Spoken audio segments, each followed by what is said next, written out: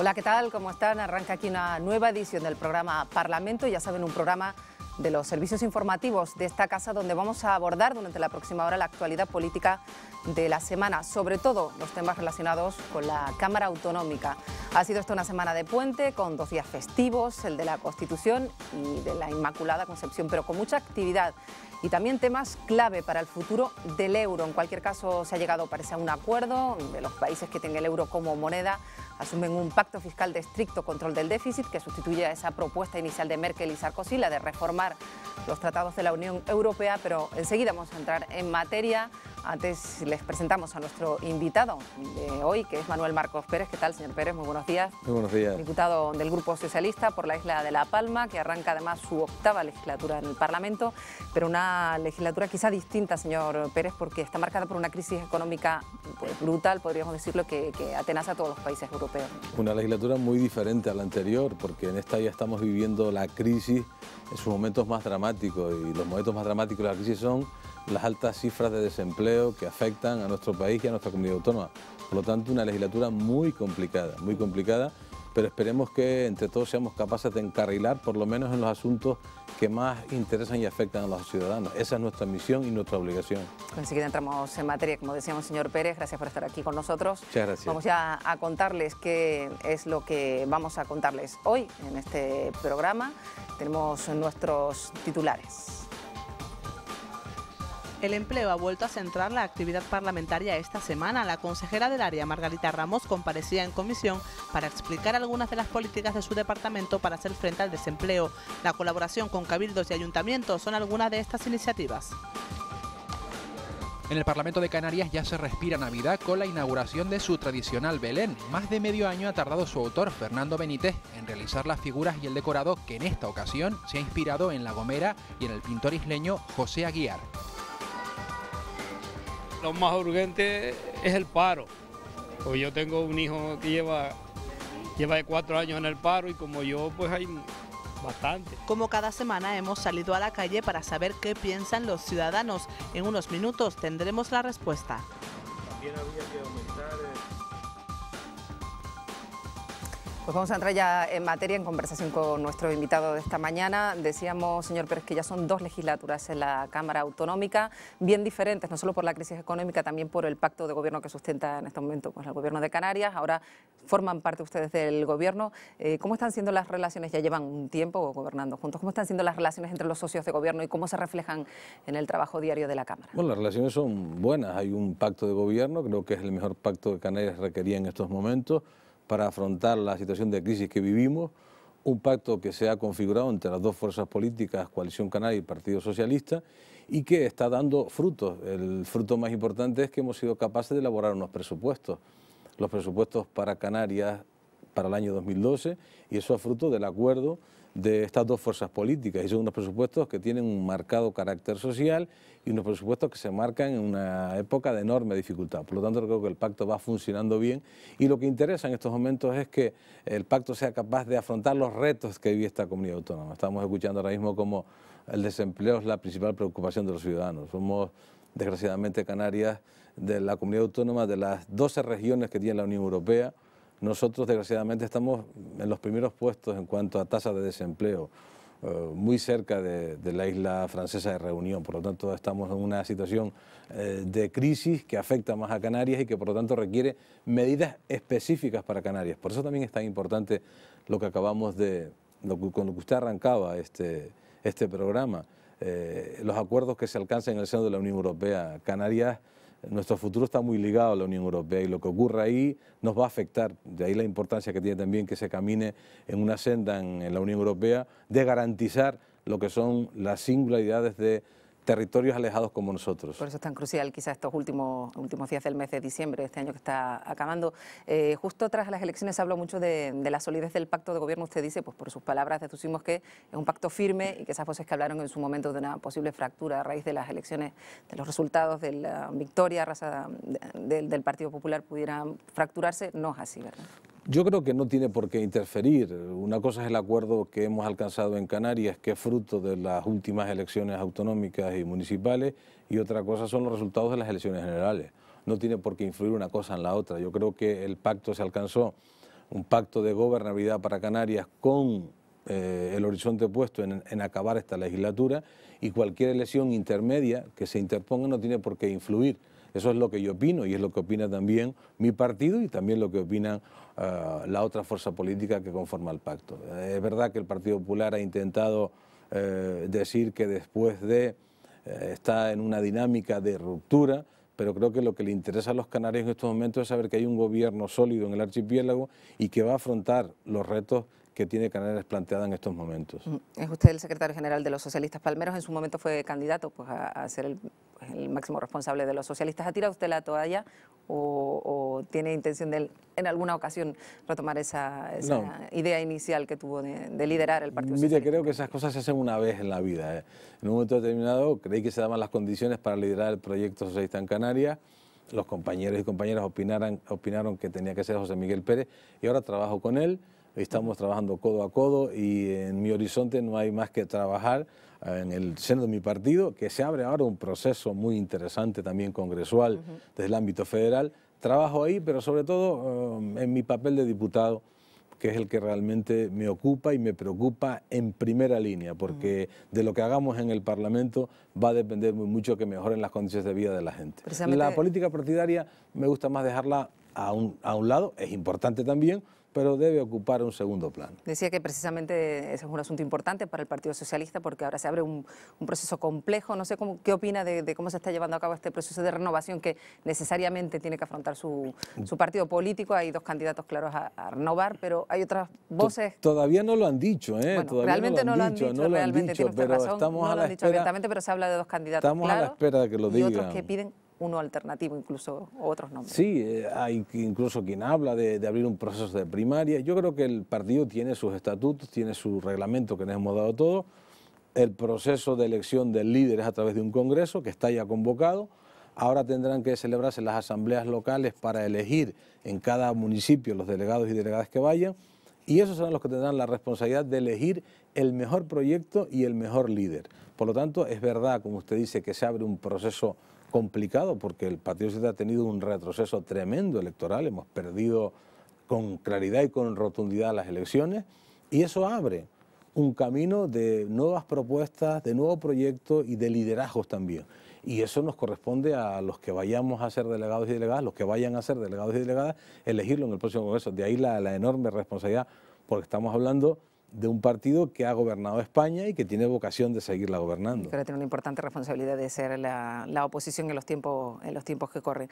Parece que hay situaciones similares que se están repitiendo. El candidato, bueno, en su momento Juan Fernando López Aguilar, que encabezó la lista al gobierno de Canarias, pues dejó pues, su puesto y se fue a Bruselas. En este caso ahora pasa algo similar con José Manuel Soria, que ahora va a acabar en Madrid. ¿Cómo cree usted que los ciudadanos interpretan estos movimientos que toman los candidatos que se presentan por Canarias y acaban fuera de Canarias? Es legítimo que un candidato se presente por Canarias y que luego opte a otra elección en otra Cámara, en el Congreso de los Diputados o en el Parlamento Europeo, pero es verdad que a Juan Fernando se le criticó mucho y se dijo que abandonaba Canarias, que huía, que se marchaba.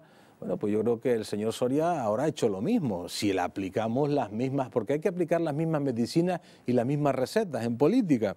Porque a veces se dice una cosa cuando a uno no le afecta y cuando a uno le afecta se dice lo contrario. Yo creo que cuando uno se presenta tiene que cumplir con el mandato que le han dado los ciudadanos. Yo siempre lo he hecho así.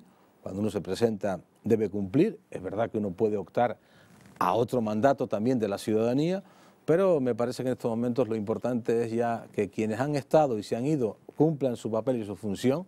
El señor Soria, esperemos que ahora, que parece ser que todas las quinielas hablan de que va a estar en el gobierno del señor Rajoy, pues se comprometa de verdad. Totalmente, absolutamente, vamos, nadie sabe nada de esa quiniela aún, pero se ha nombrado mucho la posibilidad, ¿no? De que lo que yo sí espero, ministro. Lo que sí espero es que se comprometa con Canarias y que trabaje por Canarias. Canarias requiere en estos momentos que el gobierno de España sea sensible. Estamos elaborando unos presupuestos. Queremos saber si el gobierno de España se va a comprometer con las políticas que están dibujadas en esos presupuestos, que son compromisos que ya vienen de antemano y que esperamos que el gobierno que ha salido de las urnas cumpla. Por lo tanto, le espera también una labor importante al señor Soria en esa responsabilidad como diputado del grupo mayoritario del Congreso. Estamos en una semana extraña de puentes, pero sin embargo se ha trabajado mucho en el Parlamento de Canarias. Vamos a verlo. Decíamos que este puente de la Constitución y la Concepción, pues esa actividad parlamentaria no ha parado. Las comisiones de trabajo han continuado. De hecho, es el caso, por ejemplo, de la Comisión de Empleo, donde la consejera del área, Margarita Ramos, habló sobre el paro, también sobre las acciones del Gobierno para intentar combatirlo. El empleo se revela como una de las principales preocupaciones de los ciudadanos. Para el Grupo Mixto, la clave está en la diversificación y en poner las bases para que sea una realidad. Creemos que es muy importante para potenciar la actividad económica canaria y, por tanto, generar empleo.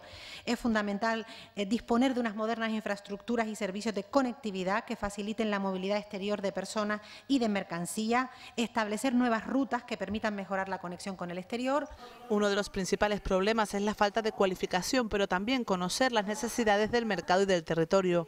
Se estudia mejor la realidad única de cada una de las 7 islas, ya que ni siquiera los yacimientos de empleo deben de a priori porque coincidir en la misma intensidad en cada una de las islas. Para el Partido Popular es necesario que las políticas del Servicio Canario de Empleo lleguen al ciudadano. Todo lo que tenga que ver con el Servicio Canario de Empleo y, por tanto, con una mayor accesibilidad a todo lo que es la información previa y necesaria que alguien desempleado requiere, bien para formarse o bien para conseguir empleo, pueda de alguna forma compartirse con los ayuntamientos. Mientras el Grupo Nacionalista apuesta por la implicación de todas las consejerías del Gobierno. Para eso tiene que involucrar a los demás consejeros del Gobierno. Tienen la misma sensibilidad que usted, que es la consejera competente de este área, y se involucran, porque sensibilidad tenemos todos, el problema es los hechos. Que se involucren, que toda su política vaya también encaminada a la generación de empleo, entonces tendrá más éxito. La consejera del área afirmó que a la luz de los datos de desempleo la coyuntura puede calificarse de emergencia social. En cualquier caso, aseguró que el Gobierno trabaja para aliviar esta situación, sobre todo colaborando con las corporaciones locales. Que a partir del año 2012... la primera medida de choque contra el desempleo, la más rápida y eficaz para crear empleo, es trabajar directamente con los municipios, porque son los que conocen cuáles son las unidades familiares donde hay personas que trabajan y que no trabajan. ¿Cuál es la situación de esa familia? Se abordó también la situación específica de Lanzarote y Fuerteventura, islas ligadas al turismo y al boom de la construcción. Y es que si bien el crecimiento de su población activa en los últimos 8 años ha superado la media del archipiélago con el consiguiente aumento del paro, en 2011 ha comenzado una lenta recuperación, registrando un descenso en el número de desempleados. Precisamente el paro, comenzábamos a hablar de eso, señor Pérez, al principio del programa. Es la máxima preocupación, sobre todo para 5 millones de españoles que no encuentran trabajo. ¿Qué se puede hacer desde el Parlamento, específicamente desde el Parlamento, para tratar de generar empleo, para buscar estrategias para que este drama se reduzca? Pues del Parlamento apoyamos al Gobierno en las medidas que se ponen en marcha. Ahora mismo estamos elaborando unos presupuestos, lo que para nosotros es prioritario, mantener educación, mantener sanidad y las políticas sociales, porque sin duda el drama del desempleo pues afecta a miles de familias que se quedan sin nada. Por lo tanto, mantener la protección social es clave. Pero dicho esto, el empleo empezará a crecer cuando realmente se relance nuestra economía. Y estamos viendo cómo en Europa se han estado aplicando medidas que se fundamentan en lo que es la contención del déficit y el recorte en el gasto público, pero ese recorte tan drástico en el gasto público está también impidiendo un impulso de la economía. De ahí que tengamos que abordar también políticas en otros niveles, tanto en el ámbito del Estado español como de la Unión Europea, políticas que vayan encaminadas más a incentivar el desarrollo económico y no tanto a frenar, como están llevando a cabo las políticas que ahora mismo se han puesto como patrón, esa contención del gasto público. Decimos, hay que contener el gasto público y reducir el gasto, pero la reducción del gasto público lleva aparejado también un freno al impulso de la economía. De ahí que nosotros desde el Parlamento lo que tengamos que hacer es apoyar al Gobierno. Hay una magnífica consejera de empleo que tiene muy claro lo que tiene que hacer, que está llevando a cabo un trabajo coordinado con las corporaciones locales, como bien decía ella, son a las que acude en primera instancia el ciudadano y conoce mejor la realidad, y desde el Gobierno de Canarias se están implicando decididamente en impulsar las políticas activas de empleo. Esperemos también que el Gobierno de España ahora mantenga su compromiso con Canarias en lo que son los planes específicos de empleo para el archipiélago, porque hay que tener en cuenta que esta comunidad autónoma tiene una gran diferencia con el resto de comunidades autónomas, que es una región insular, que es ultraperiférica y por lo tanto requiere un tratamiento específico y especial, y esperamos que esos compromisos en políticas activas de empleo se sigan dando, se sigan manteniendo tanto por parte de la Unión Europea como por parte del Gobierno de España, porque será el modo de encarrilar el drama que vive Canarias, que es el del desempleo. Precisamente el próximo presidente del Gobierno, presidente electo ya Mariano Rajoy, basa pues, su próxima política precisamente en controlar el déficit, es casi su principal base, ya lo ha dicho, junto con una estricta reforma laboral y también una reforma del sistema financiero. ¿Cree que con eso es suficiente? ¿Se podrá sacar a todas esas personas del paro como prometieron en su momento, en su campaña electoral? Pues según opinan también otros expertos en economía, algunos premios Nobel, opinan que esa no es la receta exclusiva. Es verdad que hay que contener el déficit, que hay que garantizar la estabilidad presupuestaria. Nosotros hemos elaborado unos presupuestos en Canarias donde garantizamos la estabilidad, donde cumplimos con el déficit que se nos permite a esta comunidad autónoma, pero a la vez hay que incentivar el desarrollo económico y hay que, por lo tanto, impulsar políticas activas de empleo y impulsar la inversión pública. Si la inversión pública se frena, no podremos crecer, no crecerá la economía y por lo tanto no avanzaremos en la creación de empleo. Por lo tanto yo creo que el señor Rajoy debe mantener la receta, pero debe combinarla con una apuesta decidida también por el impulso de la economía. Y sin impulso de la economía no hay, por lo tanto, creación de empleo. Habrá que esperar a que se concreten esas reformas, esos ajustes adicionales que pues, anunciará el señor Rajoy en su investidura. Pero me preocupa, me preocupa porque es que la receta esta de dejar al mercado que campara por sus anchas, esa receta neoliberal que del mercado solo que actúe, eso se ha demostrado que ha sido un fracaso y por lo tanto hay que llevar a cabo también una reforma de los sistemas de fiscalidad, y lo digo con toda claridad, hay que apostar por un sistema fiscal más equitativo también, para que paguen más aquellos que más tienen. Están soportando los efectos de esta crisis los que no tienen culpa de ella, los trabajadores y trabajadoras de este país.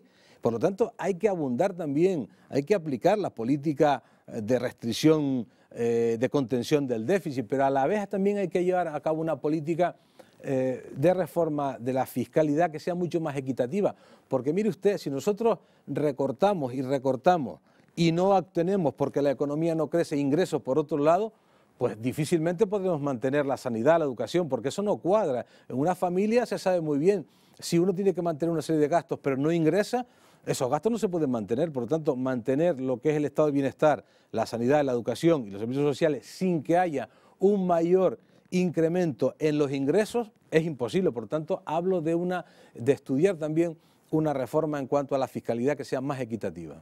A la espera, decía yo, de esas reformas se van sucediendo pues ideas. Una de ellas la ha dado el Banco Central Europeo hace poco, ha llamado mucho la atención porque ha recomendado que España pues ponga en marcha una especie de mini trabajos, o unos trabajos en los que se cobrarían pues unos 400 euros de manera que se pudiera generar empleo, algo que obviamente genera alarma entre la población y que nos hace temer mucho por lo que pueda ocurrir en los próximos meses. Me gustaría más que el banco también hablara de incentivar y de mejorar la fiscalidad en cuanto a que aflore toda esa economía que hay sumergida y que desde luego está impidiendo también que haya un mayor desarrollo económico, y también que hablara de una mayor redistribución y que las fortunas, los que tienen las grandes fortunas, que también contribuyan más en esta época de dificultad en la que estamos, no solamente que se centre única y exclusivamente en los recortes sociales y en la reforma del mercado laboral. Me gustaría que se combinaran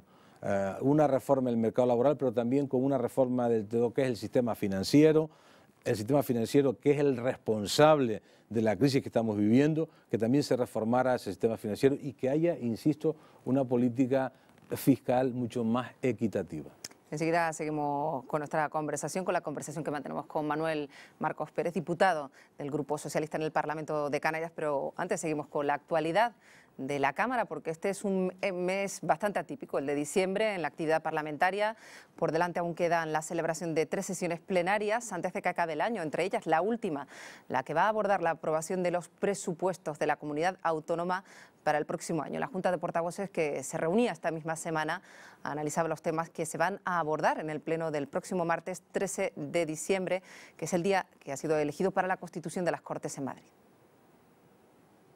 Este martes 13 de diciembre comenzará un pleno ordinario en el que, entre otros asuntos, entra por procedimiento de urgencia la proposición de ley sobre medidas fiscales de venta y rehabilitación de viviendas. En cuanto a proposiciones no de ley, se incluye una del Partido Popular para que el Gobierno de Canarias solicite al Estado la modificación del REF y vincular así la Reserva de Inversiones Canaria a la creación de empleo. Además, y como una PNL conjunta suscrita por todos los grupos, se pedirá la paralización de las obras en Montaña Muda en Fuerteventura y que se declare Canarias como plataforma de paz. Esos son unas instalaciones militares que se están haciendo ahí. Pues será que no se pongan, pero supongo que es que ese tipo de actuaciones ni siquiera en el futuro no se comiencen, o sea, si Canarias es una plataforma de paz, pues no podrá tener instalaciones militares en ningún sitio. Asimismo, el Gobierno intervendrá a petición del Grupo Nacionalista para hablar sobre el Pacto Social por la Economía y el Empleo y sobre la renovación de la planta hotelera y demás infraestructuras turísticas. Sobre turismo también interpelará el Grupo Popular al Gobierno, pero esta vez sobre las medidas que el turoperador Thomas Cook debe hacer frente después de su quiebra. Seguimos con nuestra conversación con el diputado socialista Manuel Marcos Pérez. Con el nuevo pacto de gobierno, pues el Partido Socialista se hizo cargo de 3 áreas de gobierno, una de ellas es la educación, una área fundamental. Usted es maestro de profesión, ¿qué receta puede aplicarse a la educación en Canarias para mejorarla dentro de este contexto del que no paramos de hablar y que todavía seguiremos hablando de esa crisis económica? Creo que la estamos aplicando y es el haber elaborado unos presupuestos que incluso incrementan el gasto educativo con respecto a los anteriores. Nosotros tenemos una comunidad autónoma que tiene que mejorar mucho la calidad del sistema educativo y que tiene que resolver problemas importantes como los del abandono y el fracaso escolar. De ahí que en este gobierno nosotros hayamos hecho una apuesta potente por dar un impulso al sistema educativo. Invertir en educación es invertir en futuro. El futuro de una sociedad solamente lo garantiza si su población está bien formada, si nuestros niños, nuestras niñas, nuestros chicos, nuestras chicas tienen una muy buena formación para poder afrontar los retos del futuro. Por lo tanto, cualquier detrimento, cualquier recorte en educación es ir en contra del desarrollo de una sociedad.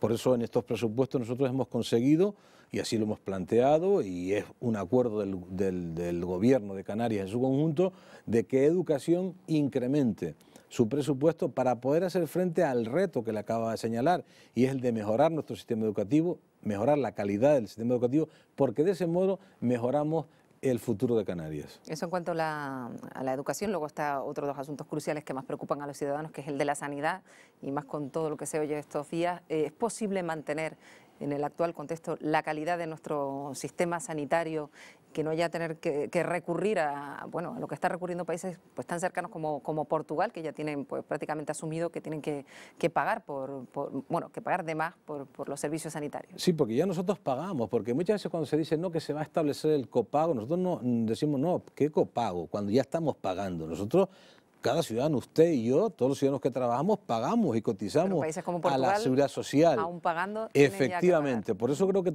de ahí la gran diferencia entre cómo se afronta la salida de crisis desde la óptica de la derecha y desde la óptica de la izquierda. Yo tengo muy claro que para salir de la crisis no se puede salir recortando lo que son los servicios públicos esenciales y no se puede salir a costa de dar un machetazo a la educación pública o dar un machetazo a la sanidad pública. Hay que hacerlo manteniendo niveles de protección suficientes. Por eso el presupuesto también de este año se incrementa en Canarias el gasto en sanidad para garantizar una sanidad de calidad. Tenemos una muy buena sanidad en Canarias, hay que decirlo, con déficit, con fallos, pero hay una buena sanidad pública. Lo que no podemos continuar es en la deriva de ir deteriorando cada vez más la sanidad pública en beneficio de otro modelo sanitario que no es el que yo defiendo. Por lo tanto, hemos hecho un esfuerzo importante también para incrementar el gasto en sanidad. Y otro esfuerzo que se ha hecho muy importante es mantener también los niveles de cobertura en la Consejería de Bienestar Social, que aunque en su conjunto la Consejería tiene un recorte, porque son más áreas las que lleva, en lo que son los servicios sociales hay también un incremento importante. Y por eso yo me encuentro satisfecho de este gobierno, porque este gobierno ha afrontado la crisis con unos presupuestos realistas, en un momento de enorme dificultad, cuando podíamos haber dicho, como han dicho otras comunidades autónomas, mire usted, yo no elaboro el presupuesto, voy a esperar a ver lo que ocurre. No, Canarias ha dicho, nuestra obligación es elaborar un presupuesto, presentarlo a debate en la Cámara, y lo hemos hecho marcando 3 prioridades: la educación, la sanidad y los servicios sociales, junto con las políticas activas de empleo. Y por eso estoy satisfecho de este acuerdo de gobierno, porque hemos presentado un presupuesto que es realista, que es tremendamente difícil y que también lo digo con toda claridad, que es un presupuesto que tenemos que esperar a ver cómo discurre ahora la política nacional, porque muchos de los compromisos que se plasman en ese presupuesto estamos a la espera de que sean respaldados por el gobierno que ha salido de las urnas. Enseguida vamos a hablar de ese asunto de los presupuestos con algo más de tiempo. Antes seguimos con la actualidad de esta semana que estamos a punto de despedir. Es una semana de celebraciones porque la Constitución española, ya saben, la de 1978, cumplió el pasado martes 33 años. Es un aniversario que reunió en el Congreso a todos los representantes del Estado. Una celebración que hizo coincidir a 2 presidentes, uno en funciones, a José Luis Rodríguez Zapatero, otro pues el inminente presidente del Gobierno, Mariano Rajoy. También estuvo presente el presidente del Gobierno de Canarias, Paulino Rivero, que aprovechó para pedir que el Gobierno del Estado se comprometa solidariamente con Canarias. Cada 6 de diciembre esta antorcha y un ramo de flores recuerdan la importancia de la ley de leyes. La Constitución cumple 33 años. A la cita no faltaron autoridades políticas y militares. Todos celebran su existencia al tiempo que reconocen la necesidad de adaptar la Carta Magna a los nuevos tiempos. Para el presidente del Parlamento de Canarias, Antonio Castro Cordobés, estas reformas deben ser profundas, pero aprobadas desde el consenso. Dominica Fernández, delegada del Gobierno en Canarias, fue maestra de ceremonia en un acto en el que todos los políticos coinciden en la necesidad de defender la Constitución española como marco legislativo indiscutible que garantice el estado de bienestar en España. Como hemos visto, cada año se rinde ese homenaje a la Constitución, pero nosotros hemos querido preguntar a los diputados canarios precisamente sobre la Constitución. 3 preguntas sobre el pasado, el presente y también el futuro de la Carta Magna. ¿Por qué es tan importante la Constitución? Con la Constitución se consolidan los valores democráticos, valores tan importantes y fundamentales como la justicia y la igualdad y la solidaridad. Pasamos de un régimen autoritario, de una dictadura pura y dura, a un sistema democrático donde todos podemos hablar libremente, donde todos tenemos una serie de derechos y de obligaciones que debemos de cumplir. Una norma que surge del consenso de todos los grupos políticos mayoritarios. Por lo tanto, debemos aplaudir que sea la norma que regule nuestras relaciones políticas, institucionales y sociales.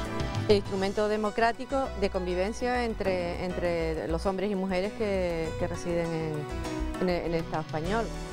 Nosotros entendemos que ha sido fundamental, ha sido imprescindible por la garantía de la convivencia democrática. ¿Qué destacaría de la Carta Magna?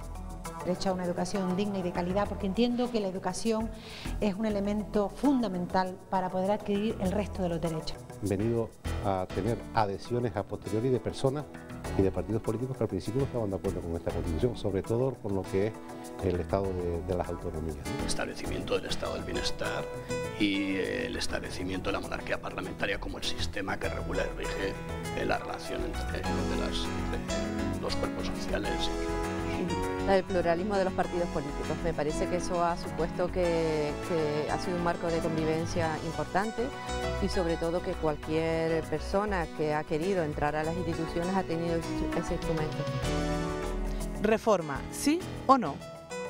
Fundamental que en la Constitución española se reconozca, se blinde nuestro el régimen económico y fiscal, lo que supone para el avance y para la sostenibilidad de los servicios y del progreso de Canarias. Hay que escuchar a todo el mundo, debe hacerse, vuelvo a repetir, con el máximo consenso posible y yo creo que sin trauma y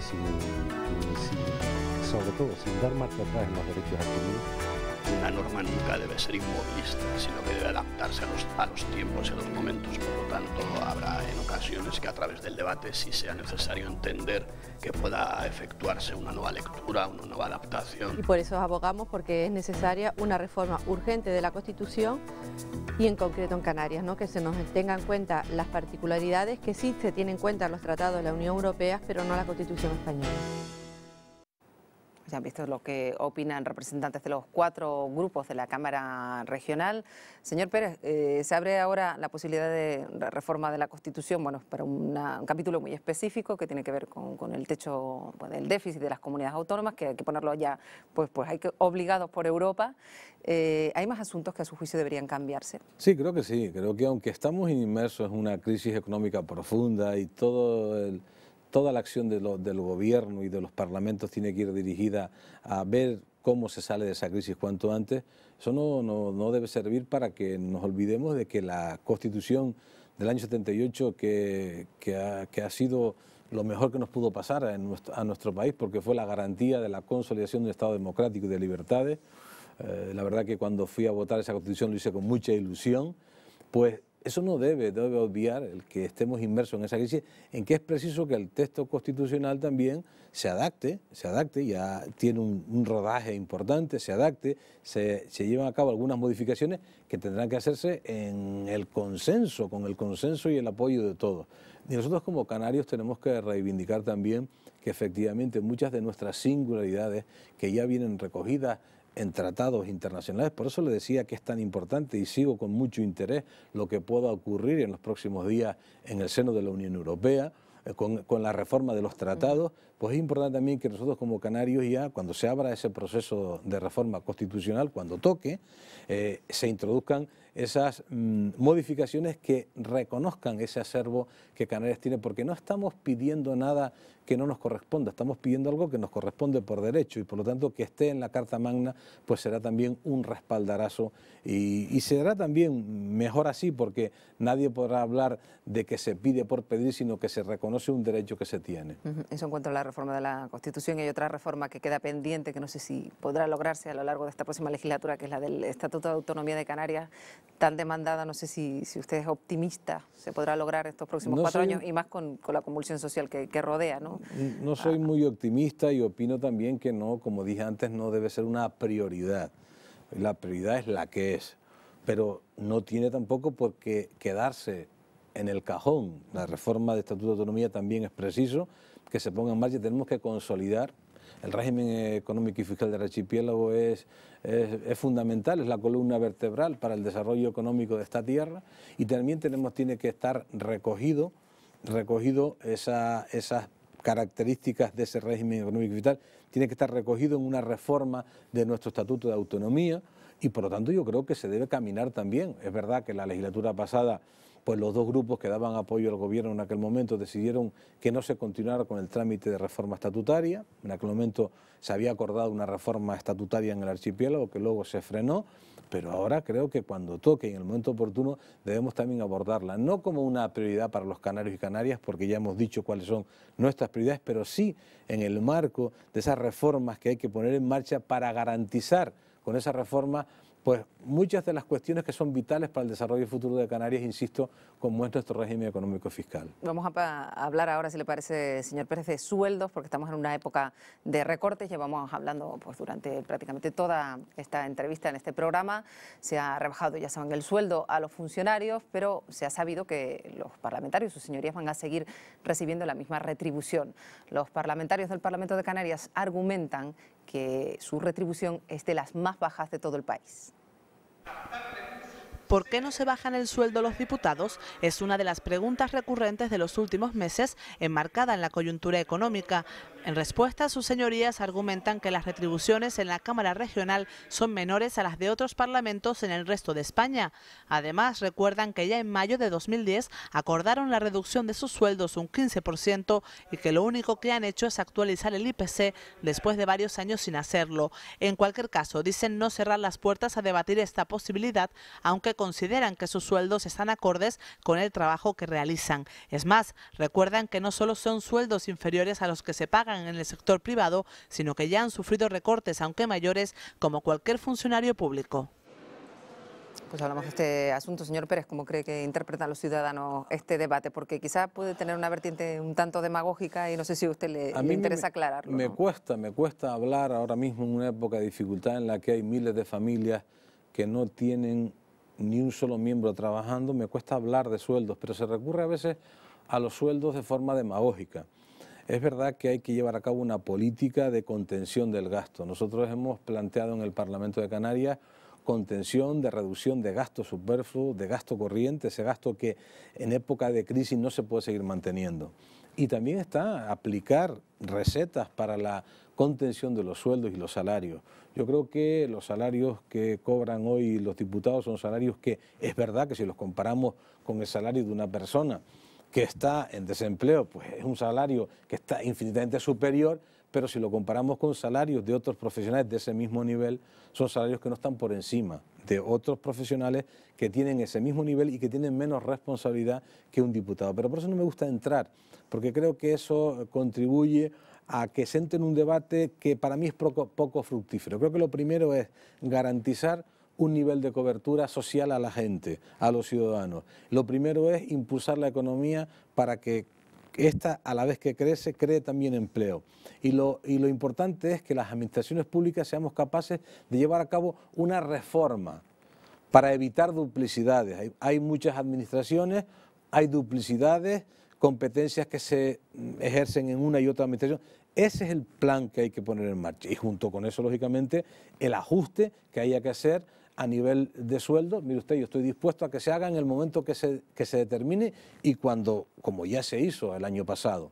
Pero me parece que hay que abordar el problema de una forma más seria. Y veo algunos políticos incluso que hacen unos planteamientos que son tremendamente peligrosos porque los hacen en un marco de dificultad y que abonan a movimientos que son contrarios a la democracia. Por eso creo que este tema hay que hablarlo con seriedad, en el marco que debe hablarse, pero teniendo en cuenta todo. Y para mí lo principal es abordar políticas que sean eficaces para el impulso de la economía y la creación de empleo, que es lo que hoy nos demandan los ciudadanos. Ha hablado ya usted durante esta entrevista en varias ocasiones de los presupuestos, de la importancia de los presupuestos que se debaten actualmente en la Cámara y de la precaución que hay, pues a esperar a ver que llega desde Madrid, porque cabe la posibilidad de que no llegue la aportación que se estima, que cabe es y tanto que cabe, porque hay una serie de compromisos adquiridos y por lo tanto hay una serie de planes que están puestos en marcha.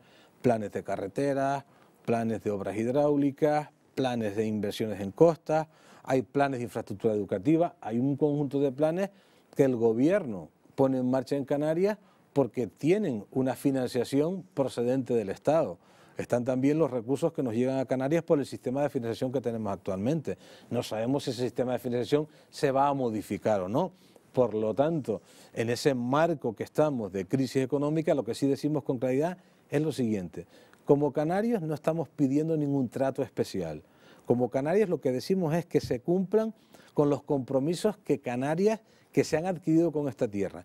Y esos compromisos pasan por una diferenciación, porque somos un archipiélago y somos una comunidad autónoma insular.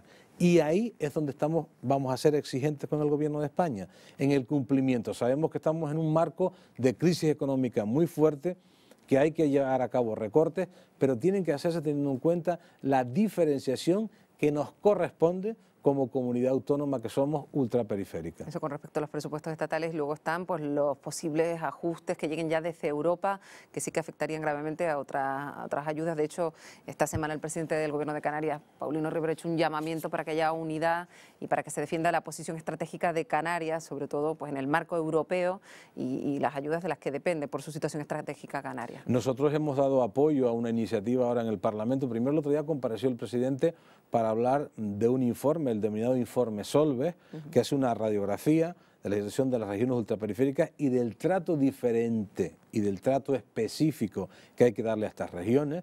Nosotros hemos debatido sobre ese informe, hemos acordado también en la última sesión plenaria una proposición no de ley apoyada por las 4 fuerzas políticas de impulsar todo ese conjunto de medidas y de políticas en el seno de la Unión Europea porque Europa tiene que seguir manteniendo ese trato diferencial. Las ayudas que nos vienen a nosotros... Se puede seguir manteniendo, se puede seguir exigiendo a Europa que está en pleno ajuste, además ajustes muy drásticos que están afectando al día a día de los ciudadanos, pues seguir manteniendo esas ayudas. Le doy un dato, las tasas de desempleo, somos las regiones europeas, de las regiones europeas con mayores tasas de desempleo es Canarias. Si Europa no hace un esfuerzo para mantener las políticas de cohesión, las políticas de apoyo a sectores económicos claves como el sector agrícola, como el sector ganadero, el sector industrial, si Europa no mantiene ese índice de apoyo con presupuestario para esas políticas, lógicamente la situación en Canarias puede convertirse en insostenible. Habla usted de la agricultura, usted como palmero, pues claro, muy bien de lo que dependen las ayudas para el sector platanero, por ejemplo. Las ayudas al sector platanero, a los sectores agrícolas en general, al sector ganadero, las ayudas a la pesca, las ayudas que vienen también para el sector industrial. Por lo tanto, Europa tiene que seguir manteniendo ese trato diferencial y por eso hemos apoyado desde el Parlamento ese acuerdo de respaldar el informe que ha elaborado el exministro español de Economía, Pedro Solbes, porque es un informe que recoge las singularidades de Canarias, las ventajas que tenemos, porque solamente nosotros como canarios, no solamente estamos exigiendo a Europa que Europa mantenga la diferenciación con Canarias en cuanto a políticas de ayuda, sino que también somos una ventaja para la propia Unión Europea. De ahí que seamos exigentes con Europa y por eso me preocupa mucho que en toda esta modificación de tratados no se tenga en cuenta que Canarias tiene que seguir preservando esa diferenciación porque es lo único que nos puede garantizar impulsar un modelo de crecimiento futuro para los próximos años, si no sería un desastre. Y por lo tanto Europa tiene que tener claro que un archipiélago como el nuestro, alejado, tiene que seguir percibiendo esas ayudas que, insisto, no son nada graciosos, sino que forman parte de una política de cohesión que es la que nos hemos dado los estados que formamos esta Unión Europea. En cualquier caso, el propio presidente del Gobierno, como decimos, ya ha puesto en lo alto de su agenda este asunto, el seguimiento exhaustivo de lo que ocurre en Europa, estar muy vigilantes ante la posible cambio de ese tipo de ayudas. También ha dicho que comparecerá en el Parlamento para informar puntualmente a los ciudadanos de lo que ocurre en Europa. Señor Marcos Pérez, hay otros asuntos que no son tan duros, no tienen que ver con la crisis económica, afortunadamente. No todo es política.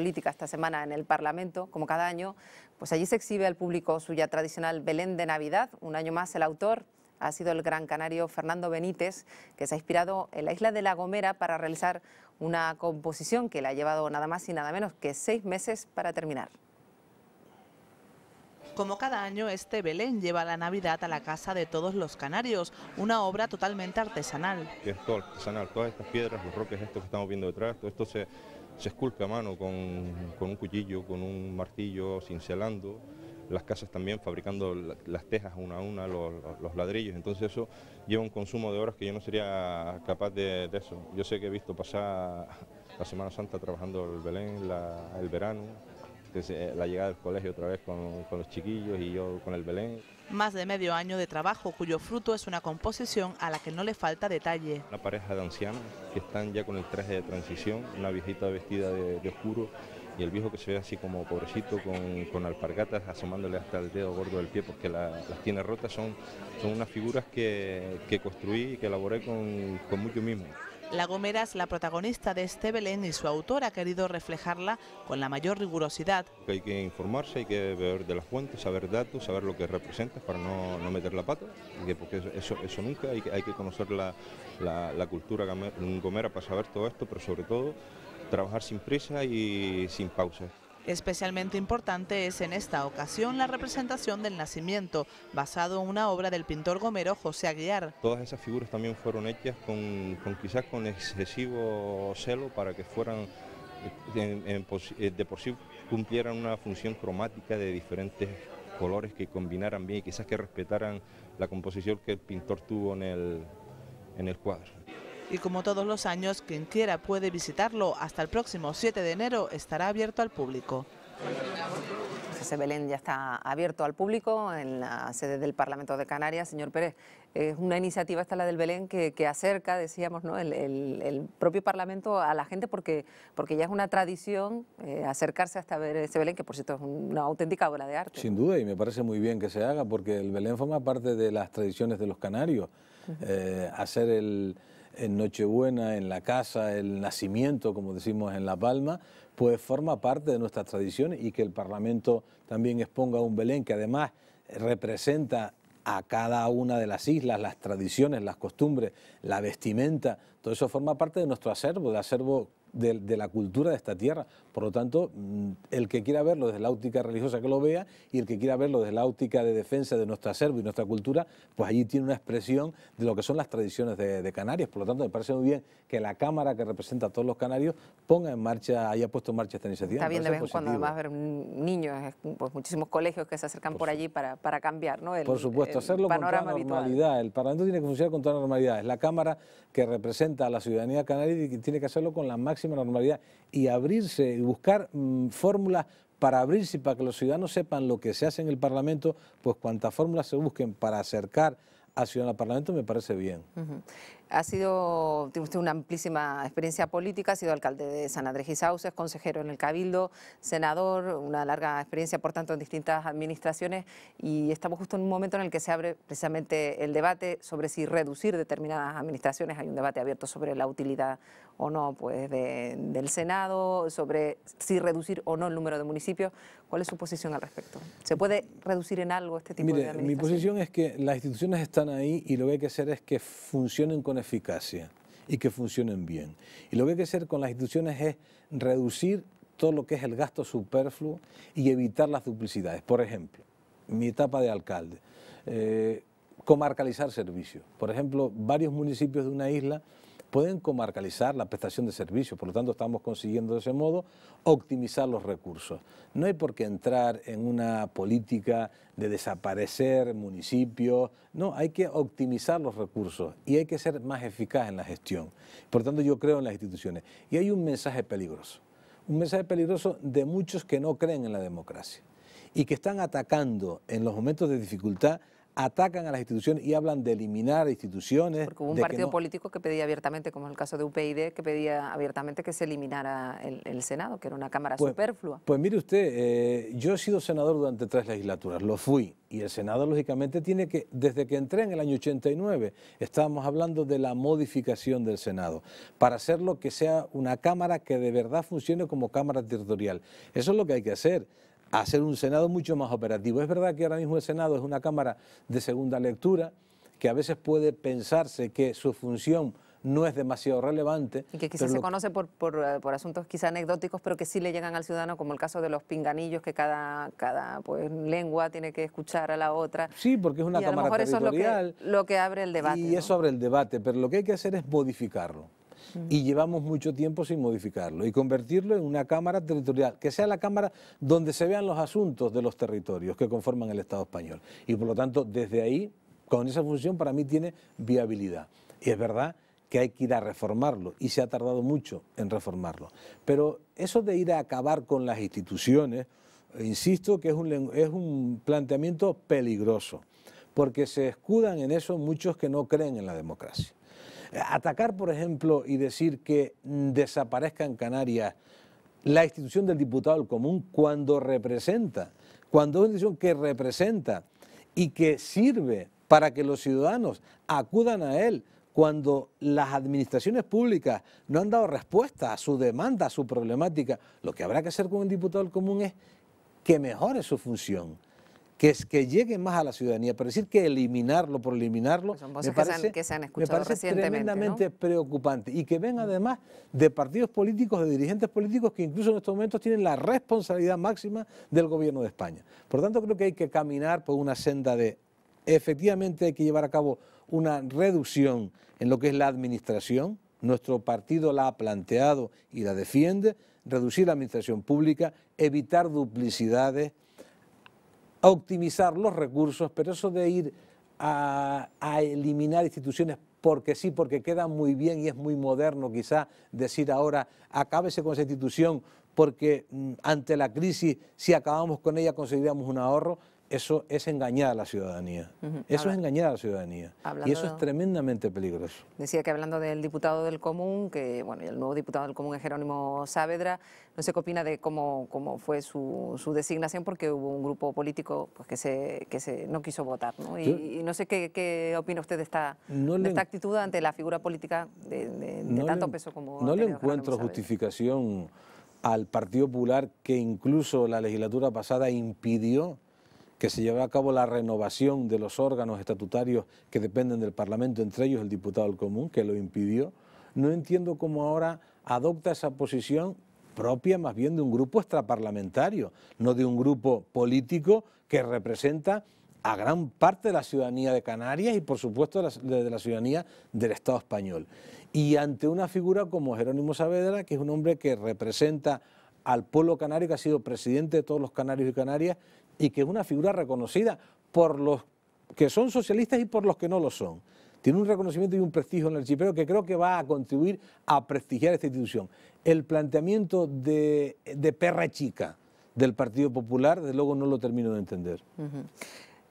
Como palmero, vamos a hablar de del problema de la insularidad, porque los de las islas periféricas probablemente sufran más ese problema de la insularidad y quizá también la crisis se acentúe en estas islas, ¿no?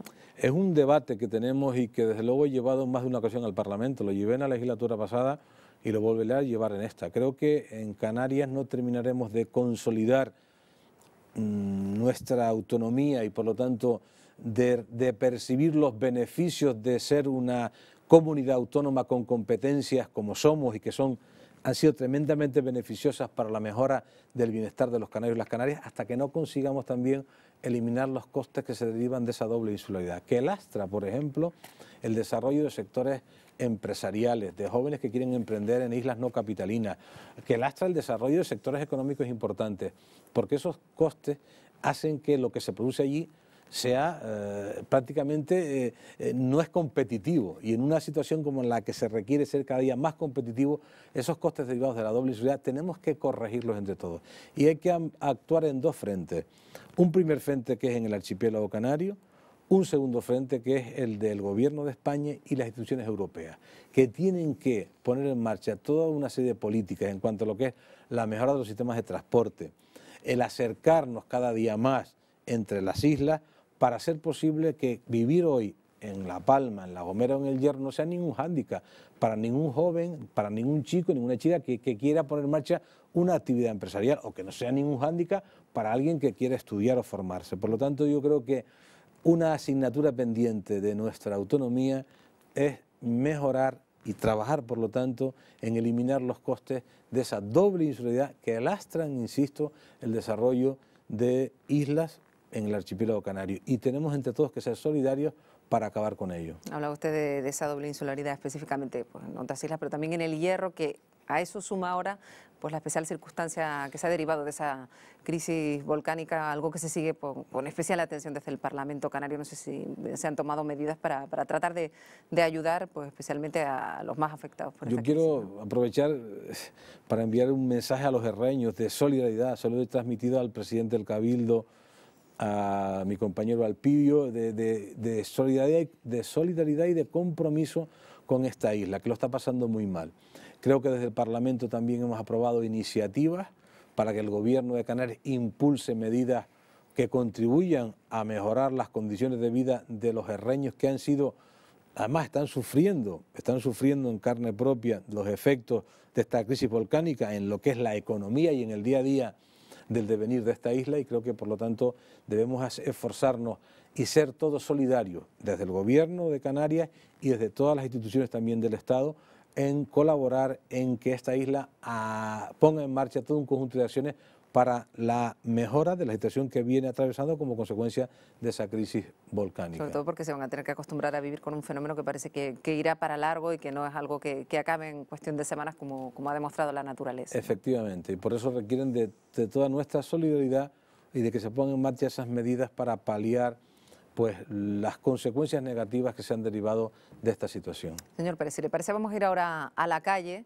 para ver qué piensan y qué opinan los ciudadanos. Lo hacemos gracias a nuestra sección del Atril. Lo primero es la reforma laboral.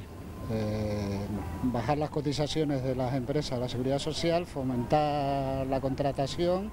Para que haya dinero y poder gastar en los servicios básicos habrá que quitar la reserva de inversiones de Canarias, que no ha servido para nada, como se ha demostrado en esta crisis, y así aumentar los ingresos del Estado y de Canarias. También habría que aumentar el impuesto a las rentas altas y subir otra vez el impuesto de sociedades. Que se tomen medidas con los desahucios que están dejando a miles de familias sin vivienda. El tema social está en precario. Hay mucha gente en Canarias, y lo digo alto y claro, pasando hambre. Hay que fomentar el empleo, eso es lo más importante. Y una vez que empiecen a recaudar de la seguridad social y del IRPF, pues tendremos algo de dinero para salir para adelante. Lo más urgente es el paro. Pues yo tengo un hijo que lleva 4 años en el paro, y como yo, pues hay bastante, y las empresas pues tendrán que poner algún medio, ¿no? Sinceramente, cambiar la ley electoral, porque visto el resultado de las elecciones me resulta bastante injusto. Pues ya ven, salvo este último chico que hablaba, nuestro atril, la mayoría pues tiene una prioridad, la otra también es importante, pero parece que el paro, como usted mismo ha señalado durante toda la entrevista, es lo que preocupa a todos los ciudadanos y que esperan una respuesta, sobre todo del Parlamento de Canarias, de todos los políticos. Sin duda, la sintonía de la calle, tenemos que estar en perfecta conexión con la sintonía de la calle, lo decía antes, a mí el drama del desempleo, el ver que hay miles de familias que tienen a todos sus miembros en paro, eso es una situación que no se puede seguir manteniendo. Por lo tanto, tenemos entre todos que hacer un esfuerzo. Y el esfuerzo no solo es de las administraciones, que también, pero también de los sectores empresariales. También hay que hacer un esfuerzo por parte de todos aquellos, insisto, que no han sufrido los efectos de la crisis. Por eso yo insisto tanto en la necesidad de una verdadera reforma de la fiscalidad, para hacer una fiscalidad más progresiva y más equitativa. Porque en época de dificultad, para mantener, porque claro, cuando estamos en una situación como esta, en la que el drama del desempleo es lo más que afecta a la familia, lo que no podemos hacer es recortar. Lo que no podemos hacer es no garantizar niveles de cobertura para los que están en desempleo. Lo que no podemos hacer es recortar en la sanidad. Lo que no podemos hacer es recortar en la educación. Por lo tanto, mientras se produce un crecimiento económico para que la economía tire y cree empleo, hay que garantizar lo que son los servicios públicos básicos y esenciales. De ahí que yo no me canse de repetir el compromiso que tenemos que tener los políticos de trabajar para impulsar las medidas económicas que sirvan para crear empleo, pero a la vez, y esto para mí es muy, a la vez mantener los niveles de cobertura social que son los únicos que garantizan que esas personas que están pasándolo tan mal puedan tener por lo menos un nivel mínimo de garantía para la subsistencia. Con lo cual los ciudadanos que normalmente están, y lo señalan mucho, alejados de la actividad que se hace en el Parlamento, ustedes de hecho piden siempre que los ciudadanos miren a lo que se hace allí, pueden estar relativamente tranquilos en medio de todo este contexto porque todos los parlamentarios están volcados en ese objetivo último. Sin duda, para nosotros, para nuestro grupo político, para el grupo al que yo pertenezco, que es el Grupo Parlamentario Socialista, nuestra principal preocupación es generar desde el Parlamento toda la actividad que sea posible para encarrilar en la mejora de la economía y garantizar los niveles de bienestar a la ciudadanía. Y por eso hemos hecho un presupuesto. El presupuesto es la ley más importante que tiene una comunidad autónoma, porque en el presupuesto se pinta la política. A mí de nada me vale que me diga que usted se compromete con políticas sociales, que usted se compromete con dirección. Si yo voy al presupuesto y yo no veo eso pintado en el presupuesto, con partida presupuestaria para hacer realidad esas políticas. El presupuesto que presentamos en ese marco, digo, de enorme dificultad, es un presupuesto que pinta y que por lo tanto se compromete con políticas sociales, con educación y con sanidad. Y por lo tanto creo que en esta época de crisis ese presupuesto que vamos a debatir en el Parlamento es la mejor prueba que puede tener la ciudadanía de compromiso con los que más lo necesitan. Pues señor Manuel Marcos Pérez, diputado del Grupo Parlamentario Socialista, gracias por acompañarnos, nos ha pasado ya la hora, más rápido de lo que esperábamos en un principio, ¿verdad? Muchas gracias. Gracias por estar con nosotros esta mañana, ya lo han oído a las personas de la calle, hay que seguir tomando nota. Gracias a todos ustedes por estar ahí, recuerden que tienen una dirección de correo electrónico donde pueden hacernos llegar cualquier sugerencia sobre este programa y lo ven, parlamento@tvcanaria.tv. Nosotros les esperamos de nuevo la próxima semana. Adiós.